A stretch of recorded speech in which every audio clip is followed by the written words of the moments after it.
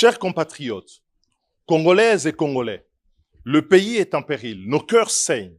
En ce moment de grands dangers, nos pensées en premier vont à nos compatriotes à l'Est qui souffrent le martyre de la guerre. Des morts innombrables, des blessés, des déplacés en millions, des femmes et des enfants en errance sont encore aujourd'hui victimes de cette énième épreuve à l'unité nationale. À toutes ces victimes utilisées, rançonnées et martyrisées, nous exprimons notre compassion et notre solidarité pleine et entière, sans concession, sans calcul et surtout sans distinction aucune. Nos militaires, les FARDC, n'ont jamais renoncé à leur serment pour protéger et sauver la nation. Ils se battent parfois dans des conditions les plus rudes et les plus ardues. Ils n'ont souvent pour seul appui et réconfort que leur conscience nationale ainsi que leur sens du devoir. Ils ont tout notre soutien et nos encouragements pour la noble mission constitutionnelle dont ils s'acquittent dans la défense de l'intégrité territoriale et de la souveraineté nationale. Nous demandons d'ailleurs ainsi à toutes les Congolaises, à tous les Congolais, de leur témoigner gratitude et reconnaissance de toute la nation.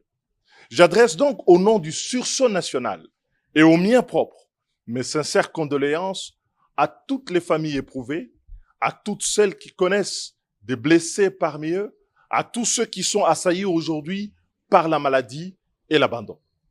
Cet instant révèle aussi l'inadéquation des politiques poursuivies pour endiguer et mettre fin à ce conflit qui déchire notre pays depuis plusieurs décennies. Il implique un réajustement sur le plan politique, militaire et diplomatique pour gagner la paix dans l'est de notre pays et entamer la reconstruction de la nation. La situation que nous vivons aujourd'hui appelle sans doute un sens élevé de responsabilité de la part de tous, chacun en ce qui le concerne et pour la part des responsabilités qu'il assume. Nous pensons qu'il est venu le temps de comprendre que la sécurité de notre territoire et de notre population sera tributaire d'un travail acharné, rigoureux, ordonné dans une vision de refondation de notre outil de la défense nationale pour le porter à un niveau de crédibilité et d'efficacité opérationnelle éprouvé. Ce travail, dont on ne peut faire l'économie, doit être couplé à une diplomatie robuste, le tout reposant sur un état de droit en interne qui respecte la Constitution et les lois de la République pour rassembler la nation tout entière autour non pas des individus, mais des valeurs, de paix, de stabilité, de démocratie, de liberté, de solidarité. La situation qu'a vue le Congo à l'instant est amère. Elle est amère parce qu'elle aurait pu être évitée. Nous n'avons eu de cesse, au cours des dernières années, à le dire et à le rappeler, des solutions existent. Et elles ont été proposées.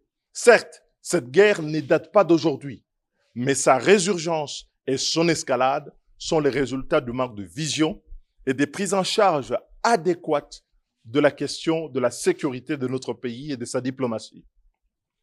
Cette défaillance de politique a contaminé tous les piliers de notre État et de la République et corrompu même notre démocratie.